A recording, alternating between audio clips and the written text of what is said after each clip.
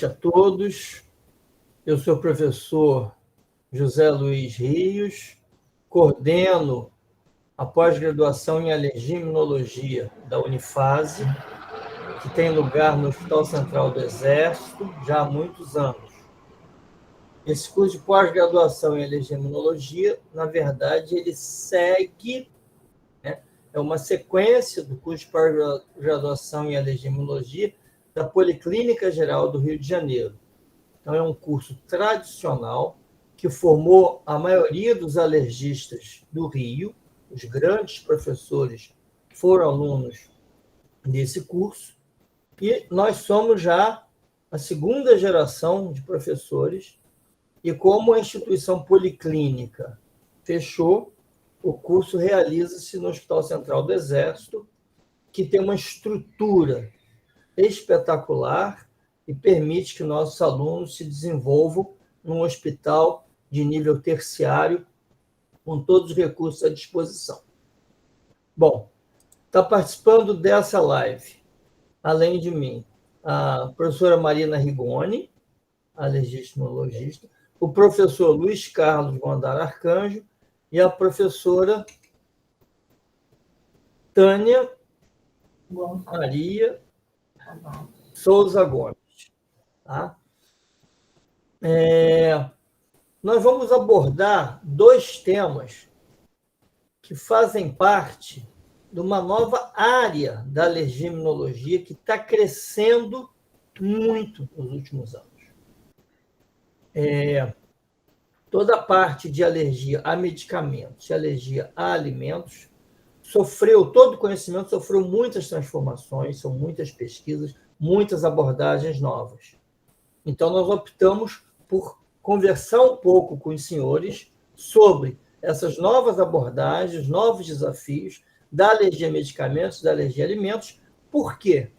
Porque são setores do nosso curso que são amplamente desenvolvidos, os alunos têm condições de aprender, de praticar e adquirir, conhecimento vivencial sobre esses temas. É um dos grandes diferenciais do curso, porque nem todas as escolas de pós-graduação oferecem esse tipo de abordagem, esse tipo de conhecimento para os alunos dessa forma.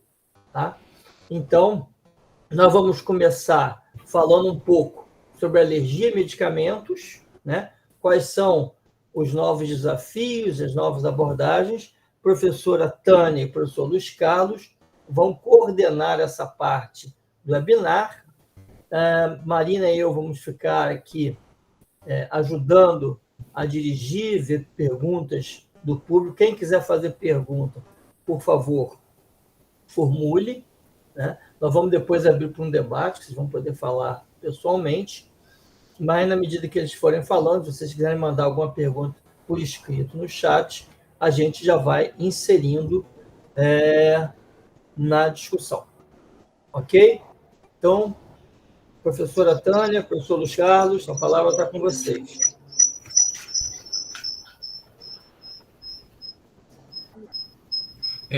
Boa tarde, boa noite a todos. Com licença, Luiz.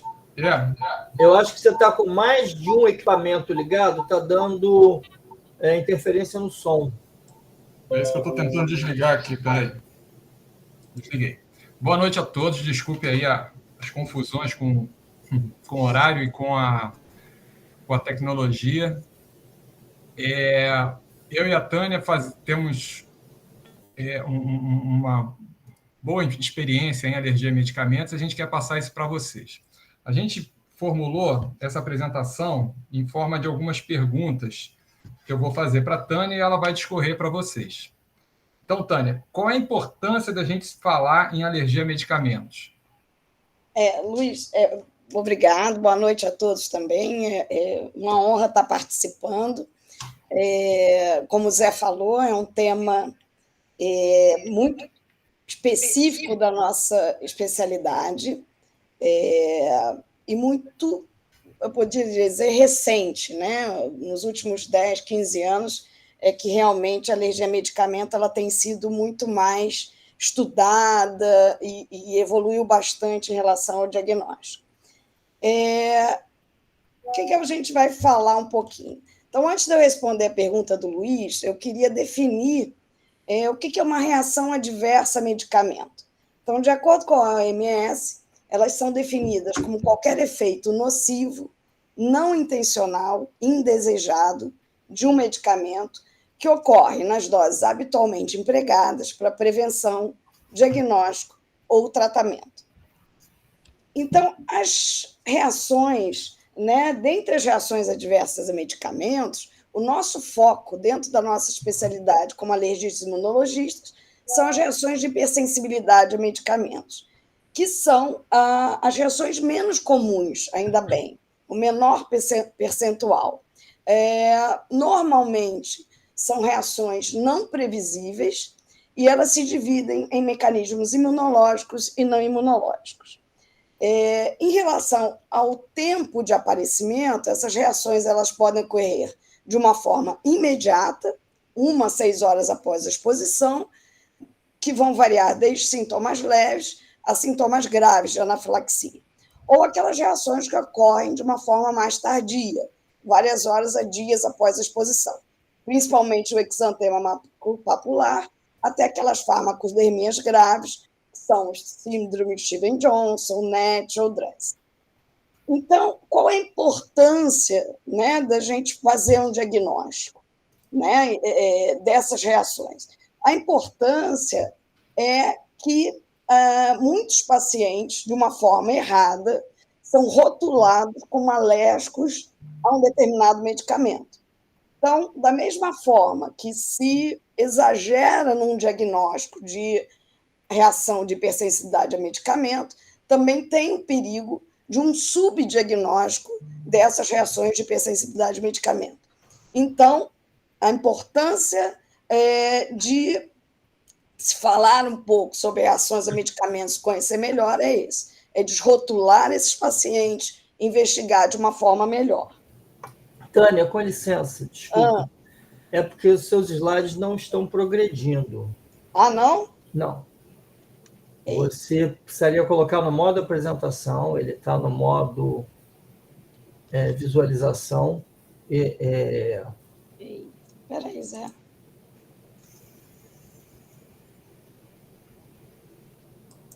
Apareceu só o primeiro?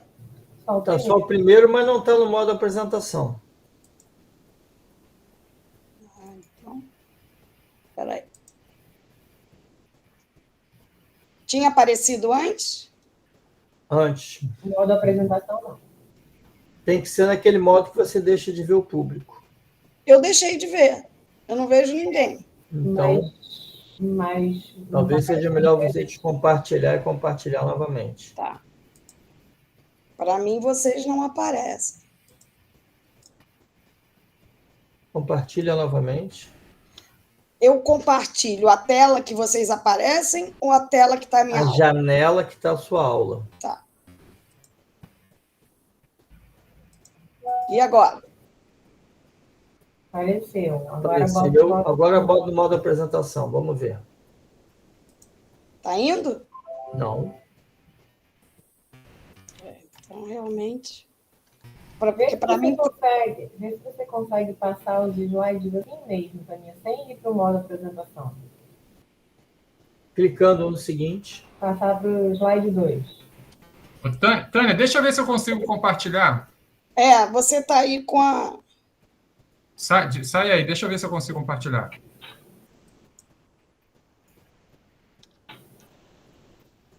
E é importante, gente, falar de alergia a medicamento, porque o que a gente fazia antes?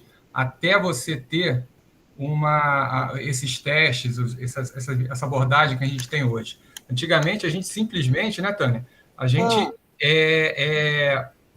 evitava aquele alimento. Então, aquele medicamento. O paciente vem com história de alergia à amoxicilina. O que você fazia? Tirava a amoxicilina e o paciente que se vire.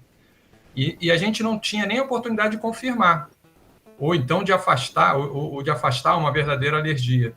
E aí o paciente, às vezes, deixava de usar o melhor medicamento, com menos efeito colateral e com custo mais acessível. Né? Tá indo aí, gente? Não. Peraí. Não compartilhou, Luiz Carlos. É muito complicado isso aqui. Não é. Meu computador está lento. Eu estou aqui para fazer o negócio, mas ele não está indo. Então, volta, Tânia, por favor. Então, continuando, você fez essa classificação, Tânia, mas por que é importante falar em reação imediata, tardia, o tipo de reação que o paciente apresentou? Espera aí, Luiz, que eu estou concentrada aqui na... Não, vamos lá, então. Enquanto o Luiz tenta botar aí. Por que é importante? Então, como eu falei, as reações adversas de medicamentos são aqueles efeitos inesperados, né? Que vão desde medicamentos de uso para tratamento, como medicamentos para diagnóstico, como contrastes, né? Então, é muito importante que a gente realmente consiga fazer esse diagnóstico. Então, o foco principal são as reações de hipersensibilidade, né? E essas reações de hipersensibilidade são reações que elas ocorrem na minoria dos pacientes, são reações... Está passando? Está passando aí, gente? Está passando. Então, volta um atrás, Luiz, vamos lá de novo. Elas ocorrem na minoria dos pacientes. Antes a gente dizia que eram reações totalmente imprevisíveis, hoje nem tanto, porque a gente já tem uma parte genética que está sendo bem estudada. Então, principalmente nas fármacos graves, a gente tem HLAs específicos, ou seja, aqueles pacientes que têm uma predisposição genética a desenvolver uma reação a um determinado medicamento, principalmente anticonvulsivantes. Então, a gente já diz hoje que são reações não tão imprevisíveis, né? E elas podem ser divididas em mecanismos imunológicos e não imunológicos. Imunológicos que envolvem anticorpo, reação IgE, anafilaxia, e reações por sensibilização de linfócitos T. E as não imunológicas são aquelas que não envolvem esses anticorpos, nem a célula T sensibilizada. Por exemplo, reações a anti-inflamatórios. A grande maioria, o mecanismo fisiopatológico é a inibição da COX-1. Tá? Então, ocorre aquele paciente que todo o anti-inflamatório que inibe a COX, dependendo da sua potência, ele acaba tendo uma reação a grupos químicos diferentes de anti-inflamatórios, mas com o mesmo mecanismo de ação. Tá? Então, a importância, quando o Luiz perguntou, é justamente isso. É a gente entender melhor, conseguir elucidar melhor essa reação para o paciente, porque esse rótulo de reação de hipersensibilidade ou reação alérgica ao medicamento é um rótulo muito pesado. Isso implica muito na qualidade de vida desse paciente, impedindo que ele use, às vezes, não só um medicamento, mas uma classe inteira do medicamento, e muitas vezes a gente observa que esses rótulos não são verdadeiros. Então, da mesma forma, é um diagnóstico exagerado, mas também pode ser um subdiagnóstico, e esse subdiagnóstico coloca esse paciente em risco quando ele é submetido ao uso novamente daquela medicação e tem uma reação até mesmo mais grave. Então, é muito importante realmente elucidar bem o que está acontecendo. Pode passar, Luiz. Então, como eu falei, elas podem ser imediatas ou tardias, né? Então, é importante esse tempo de aparecimento, e essas manifestações elas estão muito caracterizadas com esse tempo. Então, a imediata é onde eu vou ver a anafilaxia, eu vou ver uma urticária, né? As tardias é aquele exantema maculopapular, que às vezes gera muita dúvida, principalmente em criança com viroses, que também levam um exantema, né? E até mesmo aquelas fármacos graves, que o risco de vida é bem grande. Pode passar, Luiz. E aí, como é que você, então, vai fazer essa investigação, Tânia? Pois é. A partir dessa exatamente. Como o Luiz falou, nós somos de uma época em que a gente não tinha muitas ferramentas. A nossa única ferramenta era escutar o paciente e aceitar aquilo como uma verdade absoluta e orientar que ele não usasse mais aquele medicamento. Mas nos últimos 15 anos, um pouquinho mais até, esses métodos diagnósticos dentro da alergia medicamentosa, eles vêm evoluindo e muito, né? Isso muito graças a um grupo europeu, que é o European Network for Drug Allergy, que a gente chama de ENDA. Esse grupo resolveu estudar muito profundamente as reações a medicamentos. E realmente desenvolveram ferramentas de testes diagnósticos que estão ajudando muito, e, ao mesmo tempo, o grande conhecimento dos mecanismos fisiopatológicos envolvidos. Porque você só tem como fazer um diagnóstico, indicar uma boa ferramenta diagnóstica a partir de um entendimento do mecanismo que gera essa reação de hipersensibilidade. Tá? Então, como investigar essas possíveis reações? Pode passar, Luiz. Então, primeiro, né, Luiz, como a gente sempre diz, história clínica, história clínica, história clínica, história clínica. Tudo começa aqui. Essa história ela tem que ser muito bem feita. É uma história muito difícil, porque a gente depende muito da informação do paciente. Muitas vezes essas reações são muito antigas, o paciente não se recorda, então a gente tem que usar de muitos artifícios para conseguir tirar do paciente algumas informações. Essas histórias elas têm que ser focadas na elucidação da morfologia da lesão que apareceu, que nos ajuda, quais os medicamentos que esse paciente fazia uso, que precederam o aparecimento da reação, o tempo, o que a gente chama da linha de tempo, né? Então, você tem que fazer uma cronologia, medicamentos antigos que ele já vem usando, medicamentos que entraram recentemente no tratamento, em relação ao tempo de aparecimento da reação, se ele substituiu aquele medicamento por algum outro que ele começou a tolerar, né? Se a história é antiga, se ele já usou novamente aquele medicamento que ele achava que ele tinha alergia. Né? Então, você tem muitas perguntas, você usa de um artifício, né, Luiz, que a gente usa muito, que é a foto. Né? Então, você fotografou a sua lesão, e aí isso te ajuda muito porque é muito raro que o paciente chegue para você com a reação. Você é, na verdade, o especialista que vai tentar esclarecer aquela reação aguda que ele teve algum tempo atrás.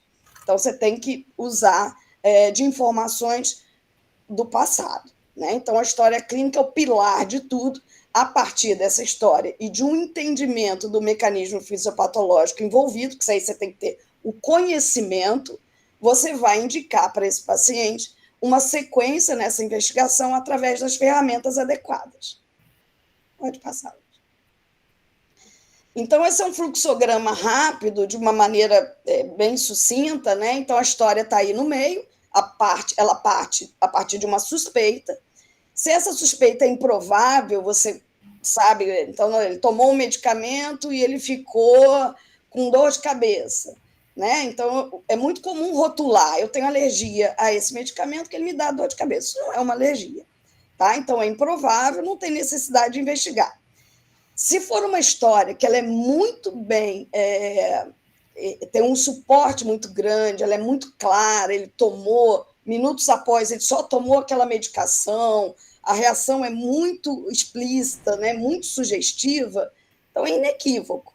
Né? Então, eu posso, através de uma história, até confirmar essa reação, documentar, orientar que ele evite, porém, se aquele medicamento é essencial para o paciente, a gente tem uma forma de tentar que ele utilize, que é a desensibilização, né? Que já é um outro passo em termos de tratamento, quando eu não tenho uma droga alternativa e a droga é fundamental. Agora, se essa história ela só me traz uma possibilidade de reação, a segunda pergunta é: existem testes validados para que eu possa investigar? Depende do mecanismo. Então, se é um mecanismo imunológico, eu tenho testes cutâneos, testes laboratoriais, e posso depois seguir por uma provocação. Se não é uma reação por mecanismo imunológico, eu posso talvez seguir por uma provocação direta. E a partir daí, com esses resultados, eu consigo ajudar esse paciente confirmando essa reação ou descartando essa reação. Muito bem, Tânia. Você agora vai ter 1 minuto e meio para apresentar cada um desses métodos diagnósticos para a gente poder dar tempo para os alunos perguntarem. Tá, joia. Luiz, estou dependendo. Isso. Então, em termos de reação imediata, nós temos, tanto para imediato como tardio, os testes em vivo, que são prick teste ou puntura intradérmico, e, como eu falei, a provocação. A tardia, o teste intradérmico, de leitura tardia, teste contato ou provocação. Esses testes in vitro seriam o melhor dos mundos, que colocam em menos risco, né? Não coloca o paciente em risco, mas, infelizmente, não estão testes com uma sensibilidade apurada. Então, as IgEs específicas são muito poucas, que nós temos à disposição no laboratório, com uma sensibilidade muito baixa, que não nos auxilia muito. Esses testes aqui que são citados, ativação de basófilo, transformação de linfócitos, são testes a nível de pesquisa, tá? Pode passar, Luiz. Isso. Então, assim, em termos de guideline, importante em relação aos testes. Primeira regra, não se realiza teste diagnóstico em pacientes sem história prévia de reação de hipersensibilidade ao medicamento. Se ele tem indicação de investigação, é muito importante frisar que essa investigação deve ser realizada por alergistas experientes, não basta ser um alergista, você tem que ter conhecimento e manejo em ambiente com suporte adequado. Então, a gente está lidando com um paciente que pode ter uma reação durante essa investigação, e muitas vezes reações graves. Essa investigação ela tem um tempo para ser realizada, o ideal é que seja 4 semanas após a reação e 6 semanas após a resolução dos sintomas. E muito importante que esse paciente entenda o que está sendo feito com ele, assine um termo de consentimento livre e esclarecido. Tá? Pode passar, Luiz. Então, aqui é um exemplo rápido, teste de puntura para aquelas reações imediatas, é um teste com uma cefalosporina, é o prick teste, teste intradérmico que nos auxilia tanto para a reação imediata quanto para a reação tardia, quando é uma leitura tardia, e o teste de contato para as reações tardias. Lembrar, então, frisando que essas reações de hipersensibilidade com teste cutâneo são para reações que envolvem mecanismos imunológicos. Ô, Tânia, ali você fez um prick na pele, no do meio você injetou uma pequena quantidade na pele, e o que está desenhado é o tamanho da reação que apareceu. Da pápula, exatamente. Você injeta, essa pápula, o ideal é que ela tenha em torno de 3 a 4 milímetros, você mede, aguarda 15 a 20 minutos e você vai medir novamente. Se essa pápula ela aumentar em 3 milímetros ou mais, criar um halo eritematoso, você tem um teste positivo. O teste de contato é igual ao teste de contato de cosméticos, para dermatite de contato, né? Onde você vai formar ali, uma leitura de 48, 72 horas ou mais, um eczema, né? As lesões com vesículas e tal. Nesse caso, o medicamento triturado fica aderido à pele do paciente. Exatamente. Você vê que é um painel de beta-lactâmicos, amoxicilina, ampicilina, né? Que é bastante interessante para se realizar. Quando o paciente apresentou uma lesão cutânea suspeita àquele medicamento. Um exantema, macrobactéria, você quer diferenciar de uma reação viral, né? Interessante, hein? Muita coisa nova.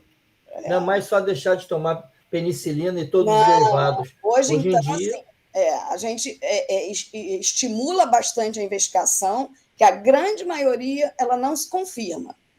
Tá? Então, muita criança deixando de usar a sua amoxicilina, porque ela teve uma reação viral, mas que, infelizmente, no momento ela estava usando o antibiótico e ele foi ali sai com o diagnóstico errado, proibido de uma opção terapêutica importante. Exatamente. Tá. Ok. Então, pode passar.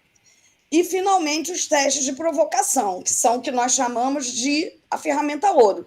Né? Quando você realmente coloca aquele paciente em uso da medicação, você provoca ele com quantidades graduadas, né? E a indicação é quando o diagnóstico não é eficaz, baseando somente na história clínica, nos testes cutâneos ou testes in vitro. Tá? O benefício da confirmação é superior aos riscos. principalmente para aqueles medicamentos que não podem ser permanentemente evitados. Então, analgésicos, antibióticos, anestésicos locais. Tá? Então, são medicamentos, às vezes, essenciais para a vida do paciente, então a gente realmente precisa investigar de uma forma mais profunda. E eles também servem a provocação para identificar uma tolerância a uma medicação alternativa e excluir a reatividade cruzada. Então, isso é muito comum entre os beta-lactâmicos, entre amoxicilina e cefalosporinas. Então, antigamente, se achava que essa reação cruzada era um percentual muito alto, 30%, 40%. Hoje a gente sabe que não tem tanta reatividade cruzada, que vai depender muito mais das cadeias laterais desses medicamentos, que são os verdadeiros responsáveis pela sensibilização. Então, beta-lactâmicos, apesar de ter o mesmo anel beta-lactâmico, cadeias laterais diferentes, ele pode muito bem tolerar o que não tem uma cadeia similar ou idêntica. Tá? Então, é importante isso. E pode passar, Luiz. Da mesma forma, eu não posso indicar essa provocação para todo mundo. Tá? Então, eu tenho contraindicações relativas, que é uma doença grave ou gestação. A gestação é um ponto importante porque você tem muitas pacientes grávidas com sífilis em que o medicamento primordial, essencial, é penicilina. Tá? Então, nesse caso, é muito importante você realmente elucidar esse diagnóstico. Tá? Então, a não ser que a droga seja essencial, como no caso da grávida com sífilis, você está liberado a fazer. A contraindicação relativa também é quando esse fármaco implicado ele não é essencial, existem várias alternativas. Então, se eu tenho medicamentos que eu posso substituir tranquilamente, não há necessidade de eu submeter esse paciente a uma investigação. E a falta de compreensão do paciente. É um processo que ele tem passo a passo, o paciente tem que estar tranquilo, o paciente tem que diminuir o grau de ansiedade dele, que se atrapalha muito nesses testes de provocação, porque os sintomas subjetivos, a gente que trabalha muito com isso, a gente sabe como interferem, né? E as contraindicações absolutas são as reações graves, né? Como os fármacos graves, como eu já falei, reações hematológicas, a granulocitose, vasculites, quando tem envolvimento de órgão específico por alguma reação do medicamento, e um paciente com uma asma não controlada. Aí o ideal é você controlar esse paciente tem que estar bem para ser submetido a um teste de provocação. Pode passar, Luiz. Então, finalmente, quer dizer, essa evolução toda nos trouxe muitas ferramentas, né? Então, a gente hoje consegue atuar em vários campos. Na anafilaxia perioperatória, então é muito importante, o paciente fez um choque anafilático durante a cirurgia, são muitos medicamentos envolvidos numa cirurgia, e aí, quem é o culpado? Ele daqui a pouco precisa de uma nova cirurgia, o que ele não pode usar novamente? Então, é uma investigação bastante interessante, tá? Para que o paciente não corra um novo risco. Alergia à penicilina, hoje existe toda uma campanha de desrotulagem desses pacientes. Penicilina é um antibiótico excelente, não tão caro, com espectro de ação muito bom. Então, isso leva a gastos quando você fica trocando por antibióticos muito mais caros, né? Anti-inflamatórios, que são muito importantes na vida dos pacientes, e, finalmente, quimioterápicos, imunobiológicos. Então, hoje, muitos medicamentos entraram no mercado nos últimos 20 anos.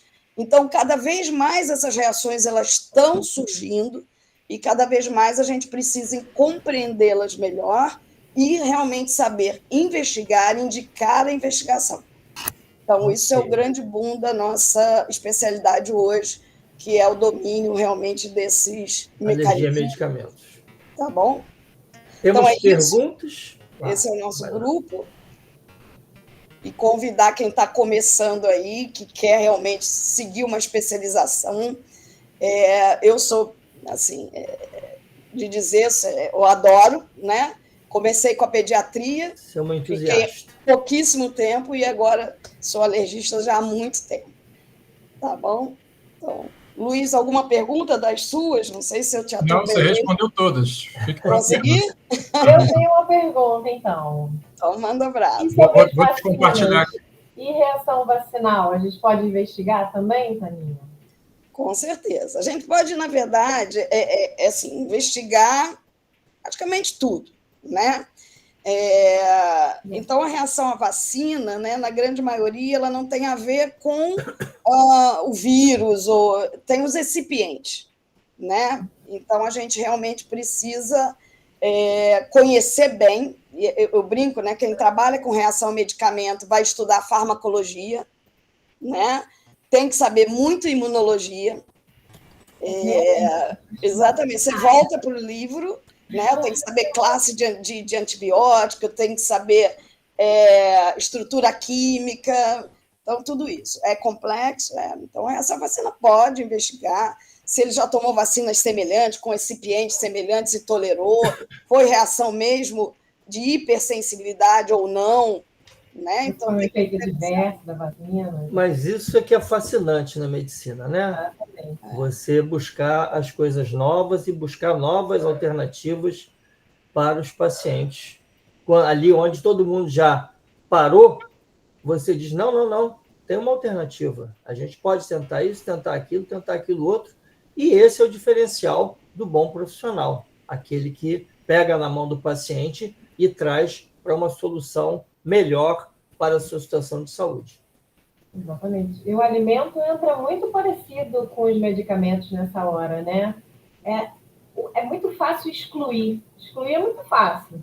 Mas a gente tentar entender se é aquilo mesmo, desrotular, tanto se é uma alergia a medicamento, se é uma alergia alimentar, ver se aquilo ali realmente... Será que ainda tem aquela alergia ali?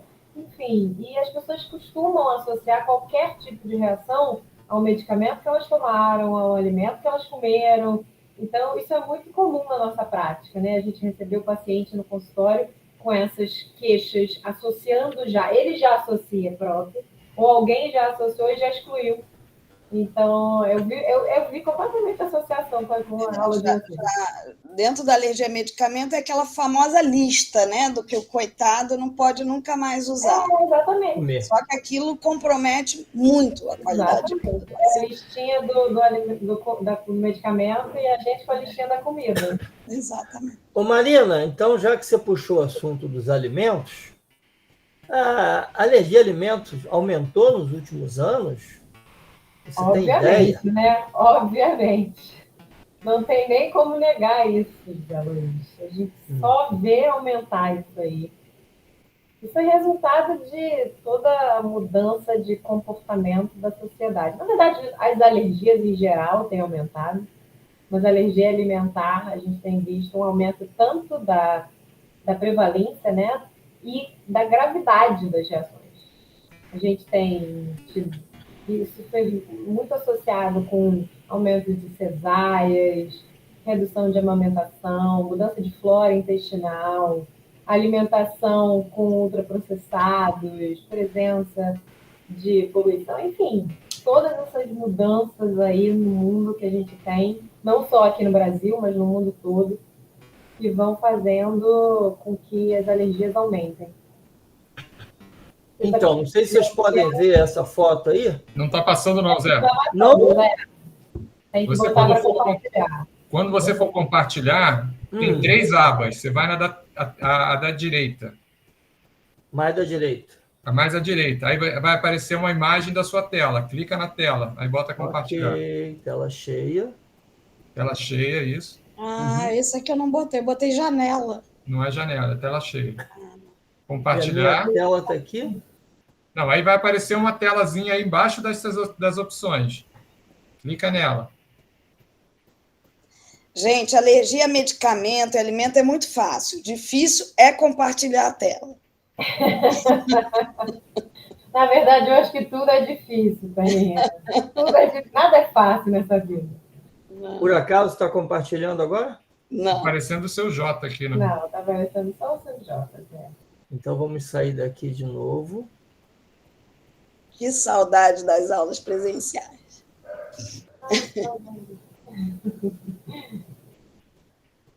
O que a Marina falou é muito importante. A gente observou um aumento de todas as alergias, em especial de medicamentos e talvez de alimentos, talvez mais ainda, né? E é importante a gente, pelo menos, entender o que está acontecendo, e mesmo que você não venha fazer alergia, você saber encaminhar, saber reconhecer essas reações e indicar para o profissional que está mais acostumado a ver isso. Exatamente, Luiz. Agora foi, Zé. Agora foi? Existe um aumento real, né, epidemiológico, e existe um super diagnóstico também de alergia alimentar, feito por milhares de testes e diagnósticos que não levam em conta a questão clínica do paciente, as queixas do paciente, a história clínica.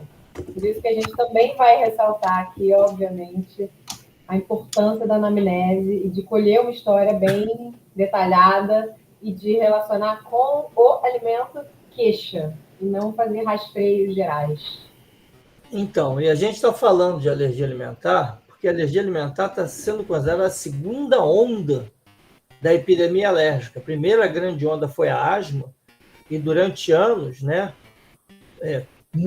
ainda se estuda muito sobre asma. A asma é uma doença altamente prevalente, com potencial de gravidade muito grande, mas a asma já está bem entendida, com muitos recursos terapêuticos. E a alergia alimentar vem aumentando de prevalência nos últimos anos. Ela chega a atingir até 10% das crianças em países industrializados. Ela predomina na infância, onde é maior o aumento da sua prevalência. E os grandes problemas, o risco de ingestão acidental, então você restringir o alimento não resolve tudo, porque a criança pode comer sem querer. Hoje mesmo peguei uma menininha que sabe ser alérgica ao leite, a família exclui, o pai foi com ela numa festinha, deu um quibe, se certificou de que o quibe não era feito com leite, e a menina teve uma reação horrorosa. Precisaram ir para a emergência, aplicar adrenalina. Depois ele foi saber que o quibe tinha sido frito no mesmo óleo onde tinham fritado a bolinha de queijo. Então o quibe estava contaminando. Então a ingestão acidental, o risco de uma reação grave, é uma questão importante. É a primeira causa de anafilaxia grave na infância, alergia alimentar. E o detalhe, muitos permanecem alérgicos graves até a juventude. Sabe-se que a maioria desenvolve tolerância com o passar da idade, mas cada vez mais é maior a proporção de alérgicos graves que se mantêm alérgicos até a juventude e sob risco constante. Por isso, se desenvolveu outras formas de abordar a alergia alimentar. Entra, Maria.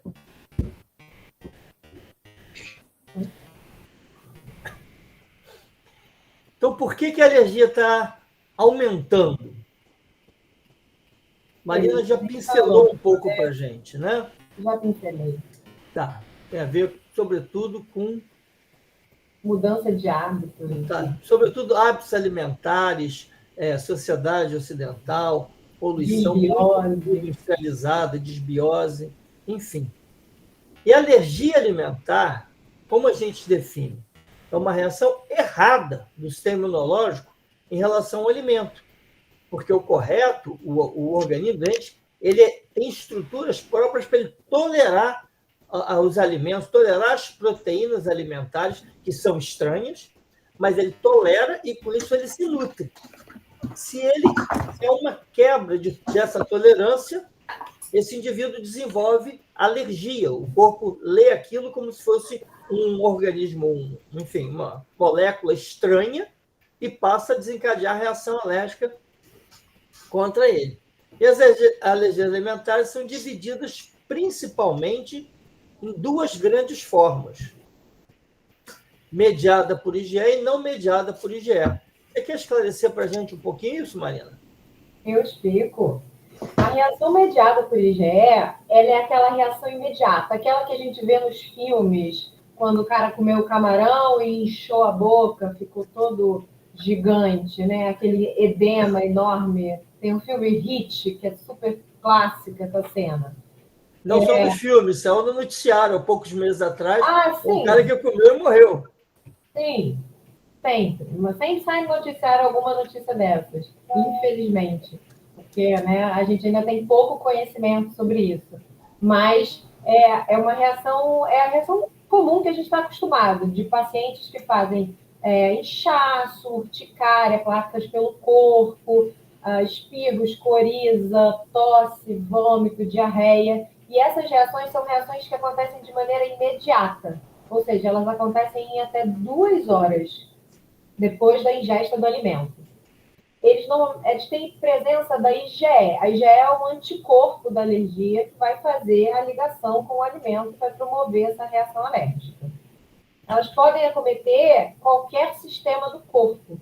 E quando elas acometem pelo menos aí 2 sistemas ou causam uma hipotensão muito importante, elas geram uma coisa que a gente chama de anafilaxia, que é uma reação com potencial fatal. Por isso que essa reação causa tanto receio na gente e tanto medo, né, de evolução rápida, e que os pacientes precisam portar uma adrenalina autoinjetável quando eles têm esse tipo de reação. Deixa eu só ressaltar 2 detalhes, Marina. Oi. Então, essa forma de alergia alimentar você consegue confirmar pela dosagem de IgE no sangue do paciente. Isso, né? Pela dosagem de IgE e pelo teste cutâneo no braço. Que você vai falar logo mais, teste, tá bom. que a gente vai falar logo à frente. E a outra coisa importante, na maioria das vezes a pele está envolvida. Né? Pele e respiratórios isso. são os 2 sistemas mais envolvidos nas reações de alergia mediada por IgE. A alergia não mediada por IgE é uma reação mais tardia.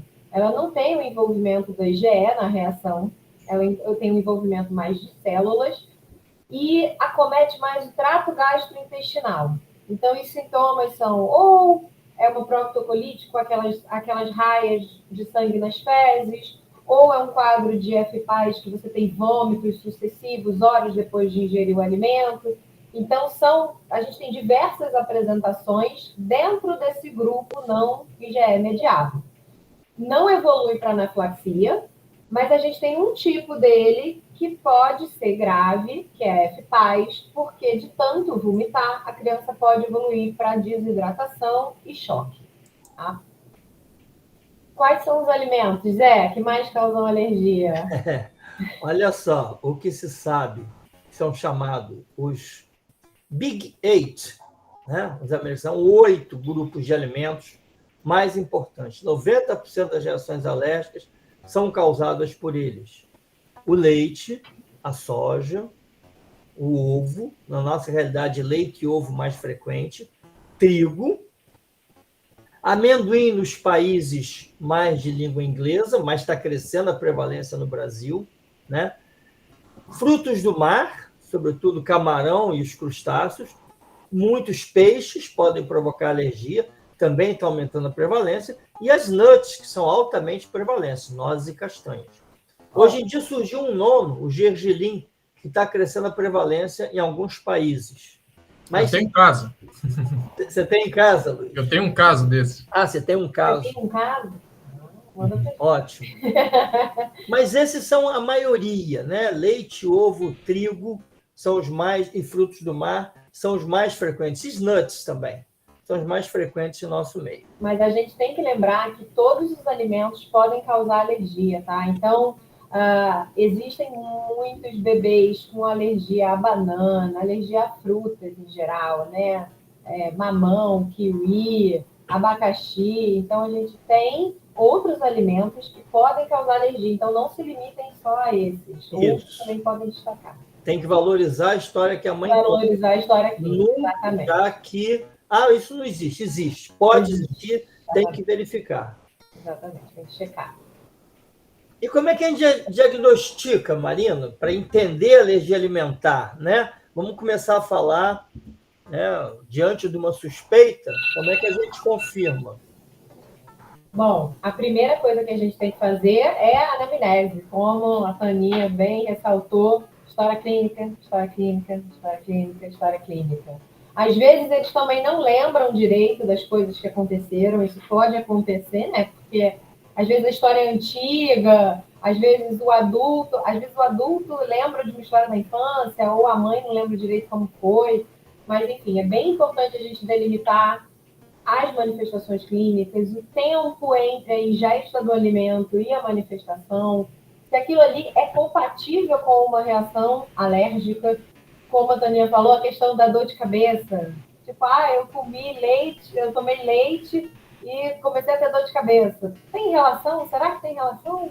Porque hoje em dia todo mundo associa tudo à comida, principalmente ao leite. Tudo é o leite. Fora a questão das intolerâncias, né? Que para confundir. Exatamente. E a segunda etapa, José Luiz? Então, uma vez que a história é sugestiva, você vai tentar confirmar por teste. Formas de alergia não mediadas por IgE são mais difíceis de você comprovar por teste, por exames. Então, o diagnóstico é mesmo pela história, pela apresentação clínica, né? E a gente sabe que ela é predominante na infância, né? A mãe que vem falando que o bebê fez cocô com sangue, ou é aquela criança que tem uma diarreia crônica e uma síndrome desabsortiva, e aí você vai construir isso. A criança que vomitou muito, aí não adianta fazer exame de sangue, não adianta fazer prick test. Mas nas formas mediadas por IgE, o prick test, o teste cutâneo, é fundamental. E é um dos instrumentos o instrumento mais sensível para você confirmar se o indivíduo tem sensibilização. Se ele pode ser que ele seja alérgico àquilo. E a gente usa o alimento in natura, fazendo o que a gente chama de prick to prick. Ou você põe o alimento na pele e perfura com uma lanceta e abaixo disso perfura a pele, ou você passa essa lanceta diversas vezes no alimento e fura a pele da criança ou do adulto e vê depois a reação aparecer. Quer falar, Luiz? Sim, Luiz. Esse teste é que nem o nosso, a gente tem riscos de fazer o teste ali ter uma reação? Olha, o prick test, ele tem muito pouco risco, mas ele deve ser feito por gente experiente. Com o extrato que a gente compra do laboratório, isso. Tem pouco risco. O prick to prick, ele deve ser feito num ambiente controlado, que embora seja raro, pode sim haver reação sistêmica, tá? Então, é um teste que requer cuidado. Prick to prick. Eu expliquei, Taninha. Já explicou. Você prica o puntor no alimento e prica na pele do paciente. Ou você coloca o alimento na pele do paciente e prica através do alimento, o alimento e a pele do indivíduo. Tá? Tudo para fazer o antígeno daquele alimento penetrar na intimidade da derme do paciente. Você não perfura a derme, você não atinge na hipoderme. Além desse, a dosagem é específica, especialmente para os componentes. Marina, fala um pouco sobre isso, por favor. Então, a gente tem um benefício que os medicamentos não têm. A gente tem uma gama de IgEs que a gente tem disponíveis hoje em dia para dosar que vocês não têm. Então, a gente consegue dosar IgE específica para quase todo o alimento. Tá? A gente consegue dosar para quase tudo. E os componentes, o que são os componentes? Os componentes são partes do alimento, são proteínas específicas dentro daquele alimento que a gente consegue dosar, que já foram estudadas em relação a, será que essa proteína aqui, quando o paciente é alérgico a ela, será que ele vai ser um paciente que tem reações mais graves? Será que é um paciente que vai tolerar um alimento aquecido? Será que é um paciente que vai ter uma alergia mais duradoura? Então, a gente já tem estudo em relação a alguns componentes. E esses componentes ajudam a gente a entender se essa alergia vai ser mais grave, se essa alergia vai ser mais persistente, se eu tenho alguma forma de alimento para oferecer para esse paciente. E vai estudar também reações cruzadas, né, Marina? Para estudar reações cruzadas também. A gente, por exemplo, nas castanhas. As castanhas, antigamente, como o Luiz já tinha pontuado, era só excluir, né? Tudo a gente excluía. E até alguns poucos anos atrás, você fazia alergia a uma castanha, você excluía todas elas, né? Todas as oleaginosas. E agora isso tem mudado. A gente já tem visto que tem pacientes que chegam a tolerar 2 oleaginosas e são alérgicos a 3. Ou são alérgicos a uma só e toleram as outras. Então, isso a gente consegue já estudar, mesmo eles tendo proteínas em comum. Isso. Então, os componentes é importante. Quando você pedir avaliar a alergia a leite, não pedir só alergia para leite, pede para o leite e para as proteínas dele. A alfa-lactoalbumina, a beta-lactoglobulina, a caseína. Mesma coisa em relação ao ovo, ao peixe, às frutas e às castanhas. Agora, Marina, um teste positivo faz o diagnóstico de alergia? Eu ia perguntar isso. Depende do teste, Pergunta de $1 milhão. A gente coisa. pega muita criança que vem do pediatra, assim, meu filho tomou leite, reagiu, aí o pediatra pediu um exame de sangue, mas aí ele aproveitou e pediu para o leite, para o ovo, para o trigo, para a soja, aí veio positivo para o leite e para o ovo, mas a criança já comia ovo, ele mandou parar de comer porque o teste deu positivo. Exatamente. Toda hora. Isso. E aí?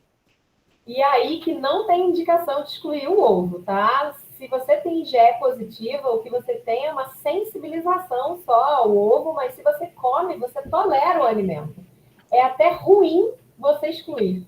Se você excluir um ovo com IgE positiva, aí você pode virar um alérgico. Então, o ideal é que você realmente não exclua. Se você come, não precisa nem dosar IgE. Então, como você vê que a história, né, o exame, ele complementa a história. Exatamente. A história, ela A história foi com leite. É o principal, exatamente. Não ovo se ingere, não tem... Por que pediram o ovo? Exatamente. Por que pediram? Gente, o nosso público é de médicos, né? Eu estou me lembrando do terceiro ano de faculdade de medicina, professor de clínica médica, o mais importante para o diagnóstico é a anamnese. E isso é uma verdade, é um mantra. Não, isso é um mantra. Você pede o exame já sabendo o que vai dar no resultado. Isso aí. Esperando fortemente. Agora, às vezes, o resultado vem confuso. Isso. Tem uma história de ter reagido ao alimento, o teste veio negativo. Você faz um prick, o prick deu intermediário. Aí, como é que você vai confirmar se essa pessoa tolera aquele alimento ou não? Aí a gente vai para o teste. O teste? De provocação. De provocação oral.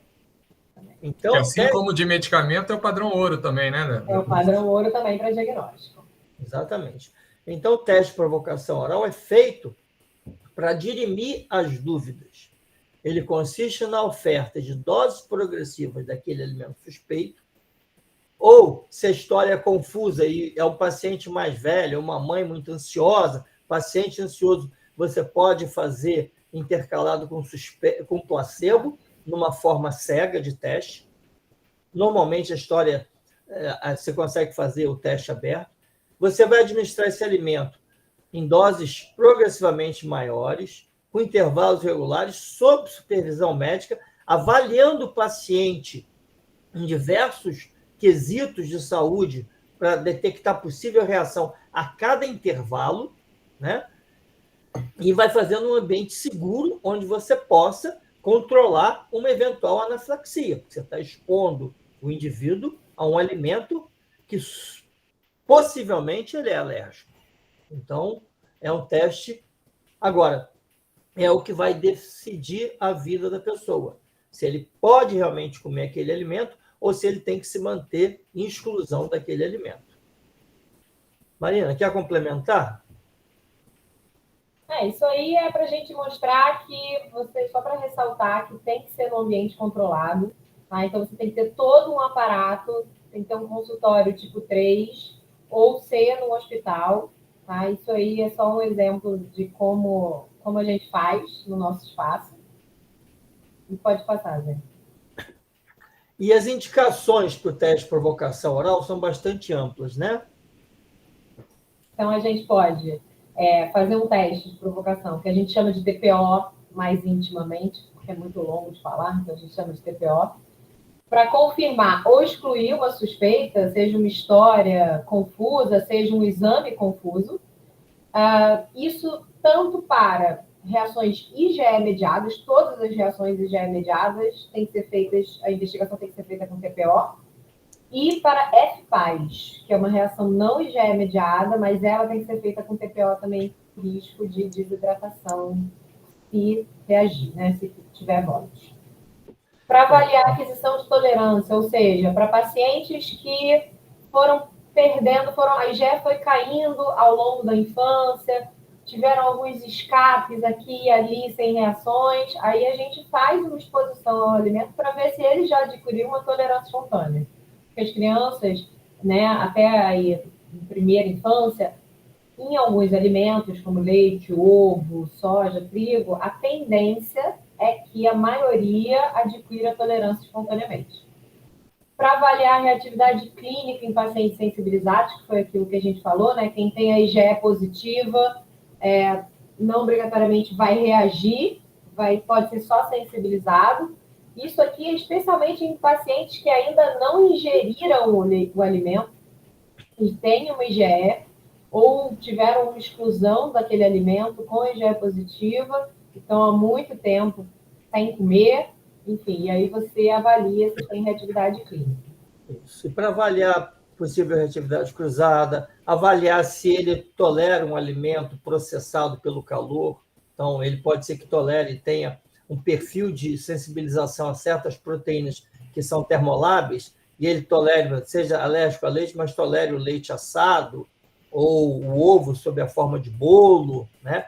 Ou para você introduzir novos alimentos, ou até para tirar a insegurança da mãe e mostrar para ela que o filho realmente pode comer, que não reage, que às vezes ela está louca proibindo tudo. Mas, afinal, Marina, a alergia alimentar tem cura? Tem algum tratamento para alergia alimentar? Então, cura só se a paciente adquirir tolerância espontaneamente. Só isso que a gente pode chamar de cura, porque o próprio corpo quis se curar. Agora, se ele não quiser se curar, a gente consegue tentar induzir uma tolerância ali com o procedimento da dessensibilização. Então, aqui, a alergia alimentar pode evoluir para tolerância espontânea, pode evoluir para uma diminuição de sensibilidade, tolerar formas parcialmente processadas pelo calor, ou ela pode se manter persistente ao longo dos anos. E se a alergia é persistente, a alternativa é a partícula de sensibilização. A sensibilização, ou imunoterapia oral, é um método de tratamento da alergia alimentar que permite que o indivíduo passe a ingerir quantidades variáveis do alimento alergênico sem manifestar sintomas. É uma forma de imunoterapia, como umas vacinas de alergia, só que é feita com uma outra metodologia, né? E quais são os objetivos dessa desensibilização? Por que se faz? Primeiro, para que o indivíduo não tenha reações acidentais. Ele já está sensibilizado, pelo menos uma quantidade mínima, que se ele comer, por engano, um alimento que contenha traços, ou tenha até uma quantidade pequena do produto ao qual ele seja alérgico, ele não reage. E o segundo, para você poder evitar reações graves acidentais. O segundo está errado. Para você poder inserir o alimento na dieta da criança. É o erro do slide, sempre fatal. Então, a criança candidata de sensibilização é aquela criança que tem IgE alta para o alimento, é um alimento comum, você vai sensibilizar para o alimento que está frequente na dieta do ambiente, do país, da sociedade onde a criança frequenta. Então, leite, ovo, trigo. Você não vai desensibilizar para camarão, que é um alimento episódico. Você não vai desensibilizar para uma fruta rara, né? Uma coisa que você pode evitar, né? Exatamente, que é fácil evitar. Para um alimento que você não pode evitar, que está presente em tudo. Presente em tudo. Se essa criança não adquiriu tolerância e tem um perfil de IgE alto que não parece que vai adquirir, e já fez anafilaxia, ou tem um risco muito grande de fazer anafilaxia. Então, como é que funciona? Você estabelece uma dose inicial, geralmente por um teste de Prick titulado daquele alimento, e aí você passa por uma fase de indução, em que você vai dando doses diluídas daquele alimento ao longo do tempo, até você chegar a uma quantidade X, que é uma quantidade de manutenção, e que você vai ficar dando por um tempo maior. É um processo complexo, trabalhoso, né? Mas caramba! isso. Então, Marina, fala um pouquinho desses procedimentos, como é que se faz? E o risco, né, que tem, né? Exatamente.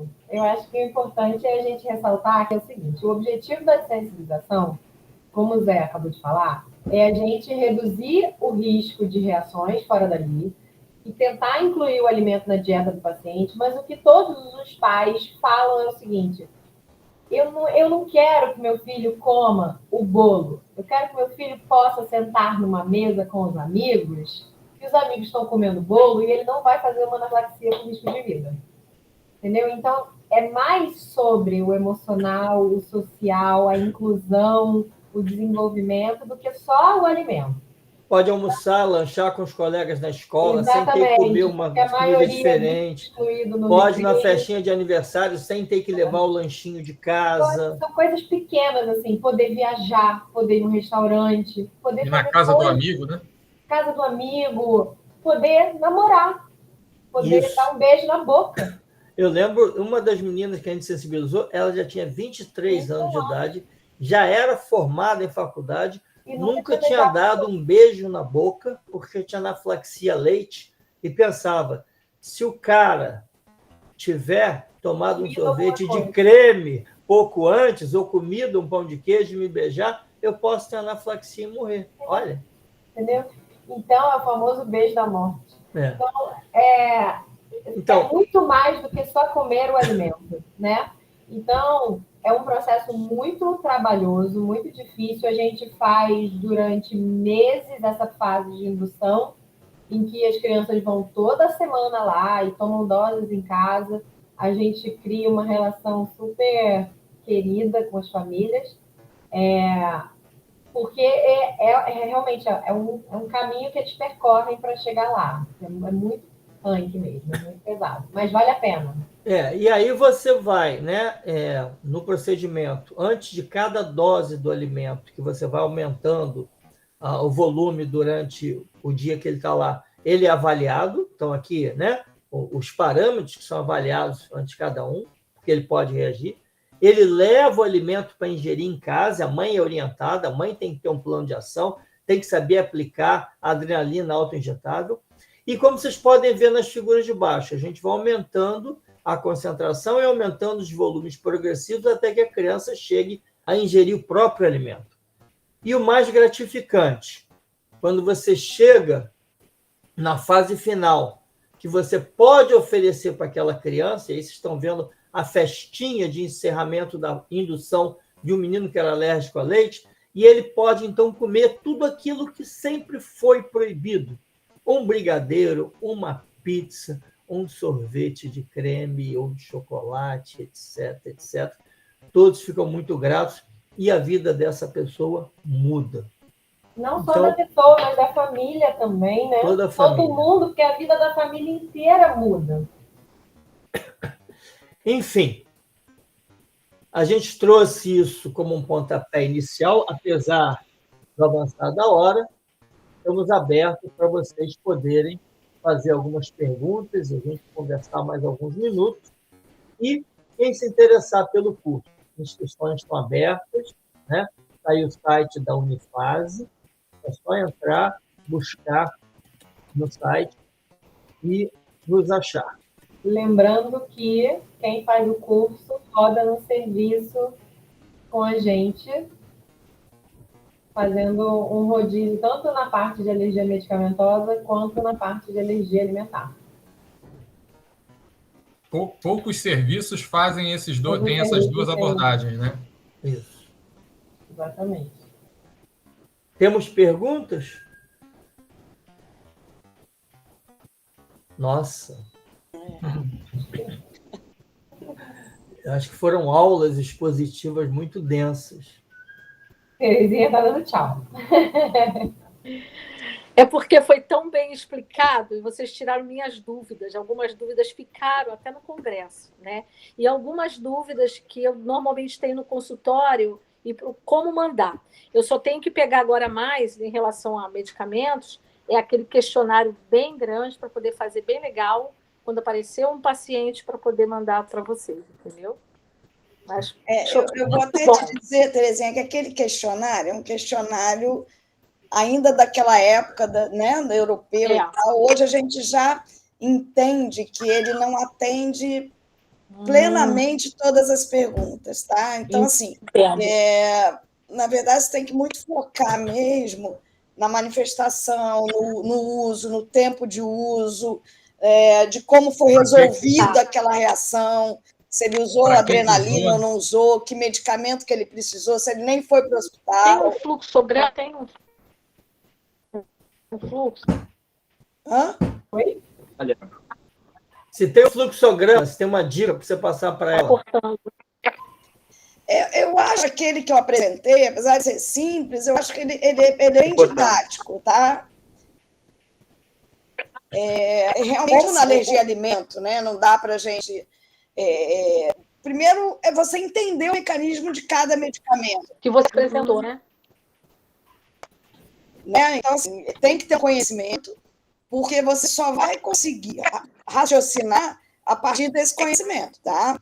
Então, uma mensagem aqui que eu queria deixar, que muita gente acha, a gente tem visto isso, que você pega uma apostilazinha, um passo a passo, e tenta aplicar aquilo lá no teu consultório. Não é assim. Tá? Tem muitas nuances, tem muito feeling do que está acontecendo, tem muita peculiaridade ali que você vai ganhando com o tempo. Tá? Então, o nosso medo, né, hoje, do grupo que trabalha muito com isso, é isso. Muita gente já está tentando entrar nessa linha sem ter um conhecimento robusto, uma experiência.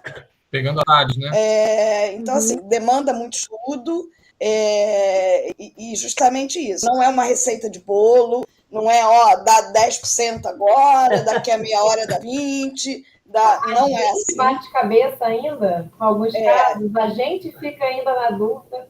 E aí, muito, a gente se reúne. Mas, de todo jeito, você ter alguma coisa, algum esboço de perguntas importantes na cabeça, para você definir, né, mais ou menos o diagnóstico e saber se vale a pena encaminhar. Ou caminhar ou não. Né? Ou aquilo não tem nada a ver com medicamento, tal. Isso é importante, que eu acho que é o que a Terezinha estava falando. Eu saber me situar. O paciente vem vendendo peixe. Isso foi um remédio tal.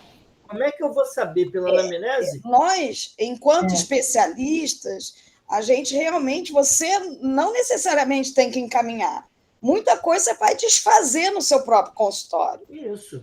Entendeu? Porque ele já vem de um outro especialista que usou, infelizmente, a palavra alergia, criou um rótulo, mas você, enquanto especialista, pode até não fazer o teste, não aprofundar, mas você consegue desrotular para ele. Então, é isso que a gente, às vezes, também briga muito, porque chega muita coisa que não tem necessidade de chegar. E na própria anamnese a gente já poderia ter descartado. Você já elucida ali o problema. Eu acho que, às vezes, a necessidade de encaminhar para vocês é porque, às vezes, o próprio paciente fica com receio de reintroduzir o medicamento sozinho, entendeu? Então, às vezes, ele fica se sentindo mais seguro de reintroduzir num teste, entendeu?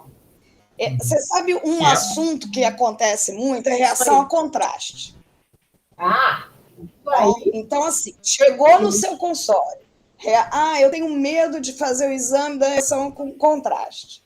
Nunca fiz, nunca usei. Eu acho que o especialista, ele consegue conversar, né, sobre isso e orientar esse paciente. Não necessariamente tem que ser encaminhado. Mas aí é que está. Você tem que conhecer. Eu posso não saber realizar o exame, né? Mas eu conheço o mecanismo. Eu sei que aquele cara que nunca usou, ele não é aquele paciente tão de risco. Né? Então, tem uma série de coisas. Agora, trazer uma mensagem que a Cleise botou aqui no chat. O alergista deve conhecer bastante o assunto para saber o momento de encaminhar para a equipe especializada. Então é isso. E aí, Tânia, depois você passa para a Terezinha o filé mignon do que ela tem que perguntar e deixar de perguntar para saber esse timing certo.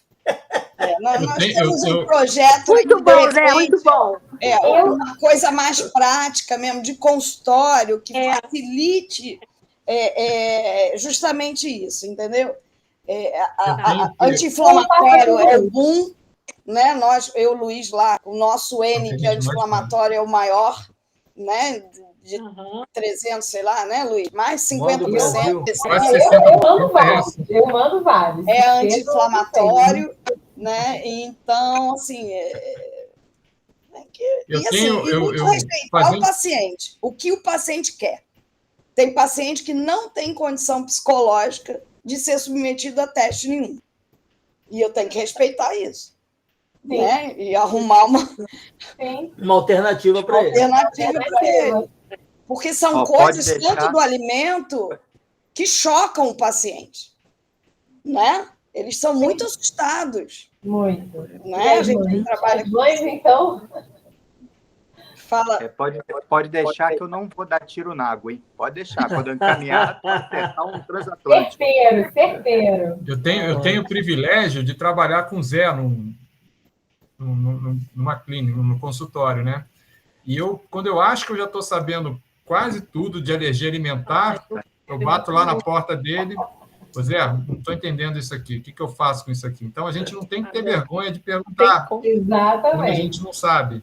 Entendeu? Essa é uma outra... E a recíproca é verdadeira. Às vezes pego um paciente...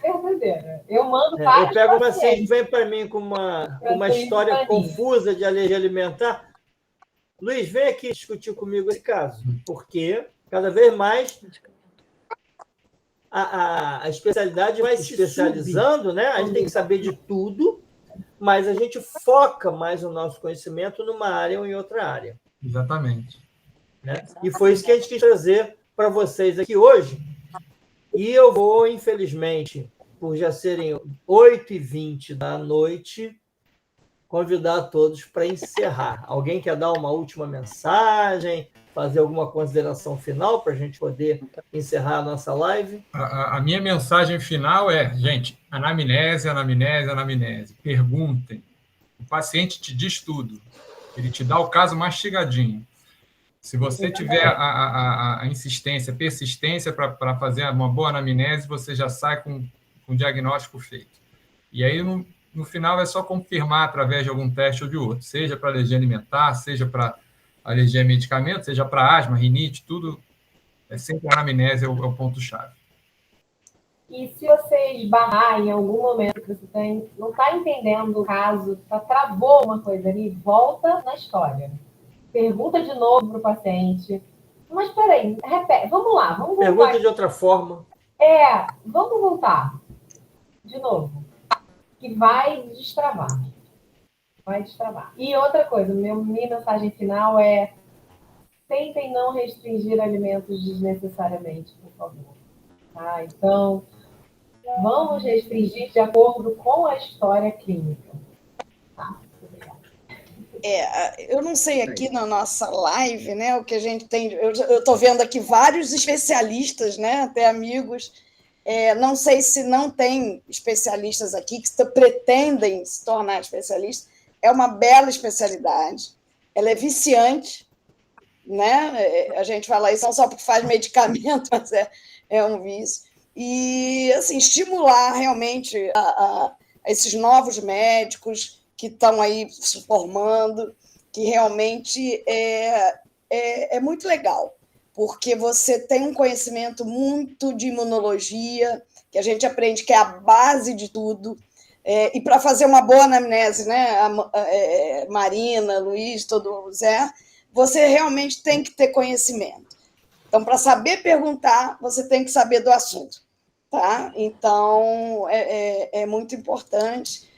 E a gente fica muito feliz de receber os novos alunos, ensinar, a gente gosta muito disso, e convive com os nossos ex-alunos, e esse grupo é muito legal, muito fascinante, tá? nesse meio.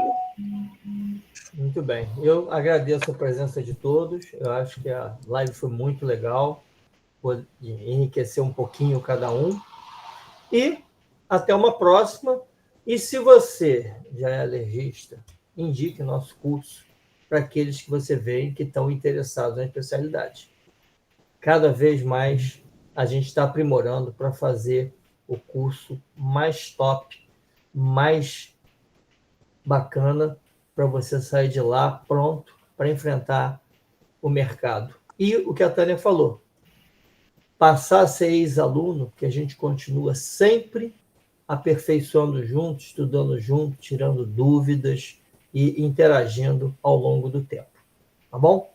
Gente, muito obrigado, boa noite a todos. Obrigada, boa noite a todos. Tchau, tchau. Tchau, tchau. Tchau, boa noite.